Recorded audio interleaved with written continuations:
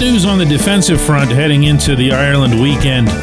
And yeah, they could kind of use that, you know? Good morning to you. Good Thursday morning. I'm Dejan Kovacevic of DK Pittsburgh Sports. This is Daily Shot of Steelers, presented by FanDuel. Comes your way bright and early every weekday. If you're into hockey and or baseball, I also offer daily shots of Penguins and Pirates. I hope you'll take the time to check out one more practice on the south side today, and then the football team flies via NFL charter to Dublin. I'll be doing likewise. It will not be on a charter. We don't do that as reporters, maintaining our independent integrity and all that other stuff. I'll be doing that later today on Icelandair, stopping in Reykjavik. I don't know what kind of shape I'll be in when I get there because I don't sleep on planes. But it does seem as if the part of this football team that's been in the worst shape could be getting a fair amount of help back. In practice yesterday, both Deshaun Elliott and Joey Porter were limited participants, but the only word I hear in that is participants because they've been out for a while now. Elliott hurting his knee in the opener in East Rutherford, Porter yanking his hamstring. Patrick Queen also was a limited participant because of the mess that he's made of his ribs over the past couple of games. That is one tough dude. He will play. The other two we'll see. The only one that we know for a fact is going to be out is Alex Highsmith. Hear me when I say this. This defense, we don't talk about it, it seems like, nearly as much as we do the offense. I have a feeling that's kind of a default mode for football fans. Not everybody, but we'll tend to worry more about the offense because, you know, offense, it's exciting. You're scoring, you're doing the points. It's all the positive stuff, at least it should be. Whereas defense is more about preventing the other guys from being happy. This defense has been every bit the problem that the offense has been to date. Yes, they did play their part, albeit in a weird way.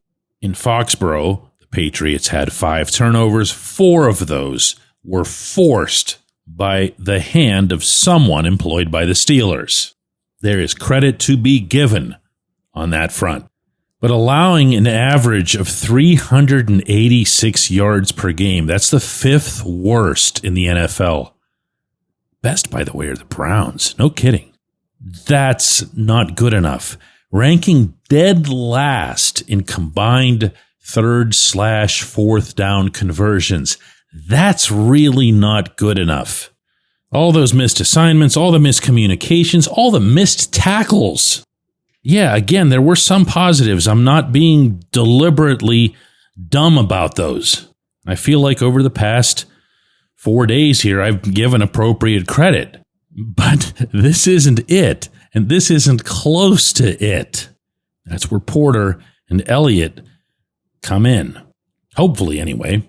And to be more specific, I had reported from St. Vincent College this summer that Porter was being utilized in ways that were different from his own past, whether it's here with the Steelers or even at Penn State.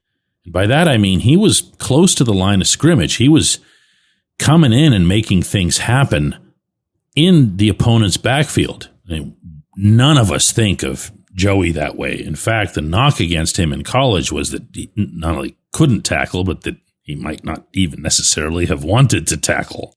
Well, he's shaken that big time.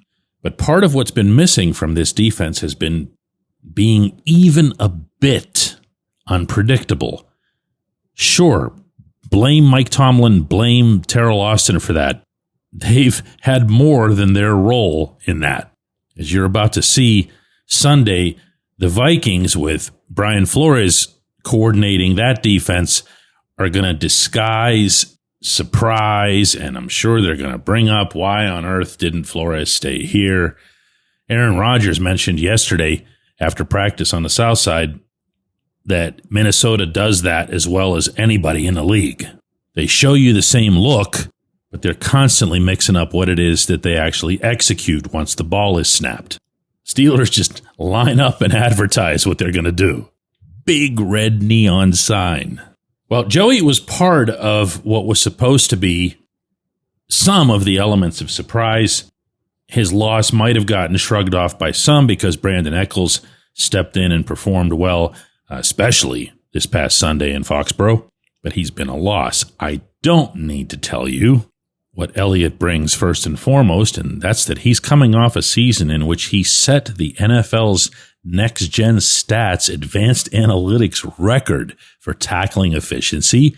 Your football team currently has 34 missed tackles. That's the second most in the league, trailing only the other Jets. And while they were way, way, way better in that regard against the Patriots, there's room to improve, especially on that second layer, meaning once you get past the defensive line. Well, that's Elliott. That's what he does. But he does something else as well. He's a better defender in the middle of the secondary, in the heart of the secondary, than anybody else that the Steelers have. And as I'm saying this, I can picture you in your head going, oh yeah, that's only where all the completions are happening. Opponents aren't stupid. Opponents look at film. Opponents know that guy's not there. We're getting after it. So Elliott not being on the field forces a lot of other guys to move around to a lot of positions that they might not be all that cozy with.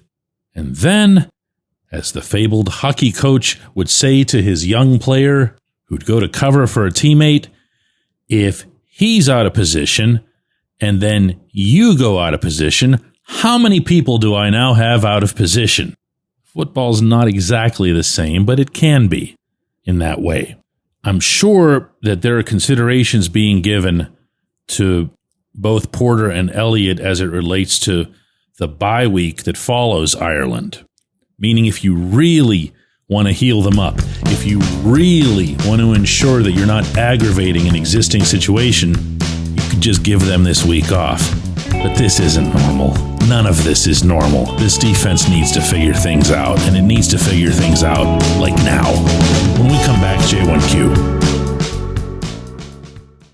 This segment of Daily Shot is brought to you by our good friends at Mike's Beer Bar. They're located on Federal Street, directly across from PNC Park. Mike has more than 500 beers on tap, including from more than 50 local breweries. Stop in and say hello. Tell Mike we sent you. Mike's Beer Bar.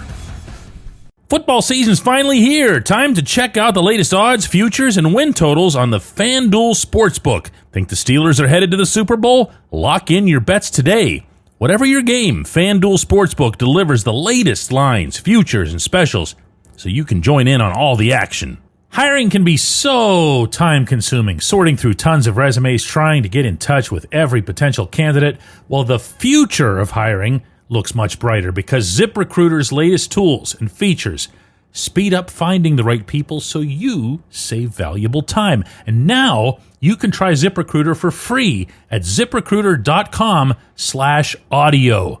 Over 320,000 new resumes are added to ZipRecruiter monthly. If you see a candidate you're really interested in, you can unlock that contact instantly. Use ZipRecruiter and save time hiring. 4 out of 5 employers who post on ZipRecruiter get a quality candidate within the first day. And if you go to ZipRecruiter.com/audio right now, you can try it for free. Again, that's ZipRecruiter.com/audio. ZipRecruiter, the smartest way to hire. Hey guys, if you're planning to see a Steelers game, use the Game Time app to get your tickets. You can snag new ticket deals before anyone if you set it into your app alerts. The app is easy to use. No surprise fees at checkout. You can see your seat view before buying, and you're getting legit tickets delivered on time. If you're not much of a planner, you can get last-minute deals on tickets right up to the start of the event. Lowest price guaranteed, or Game Time will credit you 110% of the difference. Download the Game Time app and enter the code DK Steelers into your app profile to get $20 off your first purchase.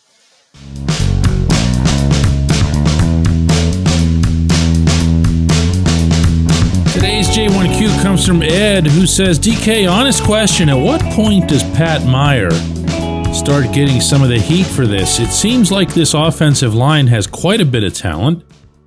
doesn't translate to what we're seeing on the field. Even for Broderick Jones, it was known that he was a raw talent coming out of the draft, that he'd need work. But here we are in year 3, and he's still kind of looking like a raw talent who needs work. I'm not trying to dump on Meyer, but we haven't been seeing much, if any, improvement on the line over the past number of seasons, no matter who they draft or bring in through free agency. Ed, I'm not really aware to what extent I do or don't publicly criticize Meyer. I don't have a blame-o-meter where I track these things. And I really don't know, at all, to what extent he'd be getting it from other media. I just don't have time in the day to consume any other media. But I can say this with confidence. He gets it from fans everywhere I see, hear, and read, including on our app. Heck, including from you, Ed. So since you didn't specify whether it's media heat or fan heat or even internal heat, I'm going to have a tough time answering that part of it. I do feel that Meyer could have done more for more guys than he has. We can talk about Jones into eternity, and there are times when it feels like we will. But where was Meyer for Dan Moore? And I understand Moore got paid. I also understand that it's the NFL market that dictates what somebody gets paid, not what I think he's worth. So, yay for Dan. But does anybody really think that Dan matured into some top-level left tackle, or even an above-average left tackle? The data would powerfully put forth that he hasn't, and I'm using present tense because he still isn't that in Nashville. To me, the one thing you can always use as a fair barometer of a positional coach in the NFL, not necessarily a coordinator and definitely not a head coach, is did they help players to improve? Did you see improvement under their watch? If it was a scenario like when Mike Munchak was there, Munch got a lot of credit, including from his guys, for bringing them together, for making them the unit that they needed to be, that they deserved to be with all the talent that they had. But the only time I heard Munch getting credit for improving these guys individually was from those guys individually. Even Marquise Pouncey, who began his NFL career on a star trajectory, would speak, actually gush, rave about what Munchak could do for him individually. I don't see that with Meyer. I noted the other day that Aaron Rodgers mentioned Meyer in passing and just saying this was as it related to the Seahawks pass rush. You know, we all need to get back in the lab. I'll talk with Arthur Smith. I'll talk with Coach Meyer. And I can't help but wonder how that conversation could have gone. The part that puzzles me, but then it puzzles me every time that we talk about a coach who we pretty much know isn't going to be around for very long, but at the same time accept that there's no chance that he'll get fired midstream, is that this is deemed by somebody with the Steelers to be more important than the massive investment, and you mentioned this, Ed, through the draft, through free agency, that the Steelers have made in the offensive line. Look at the players that you have on that line right now. Left to right, you've got a first-round pick they traded up to get. You got a free agent getting more than $7 million a year. You got a second-round pick at center.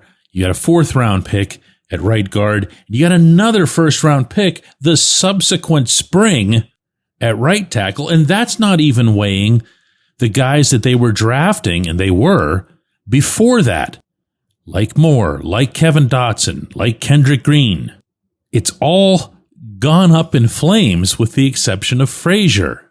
At the moment, I really believe in Fautanu. I'm going to keep saying that until I'm right. Okay.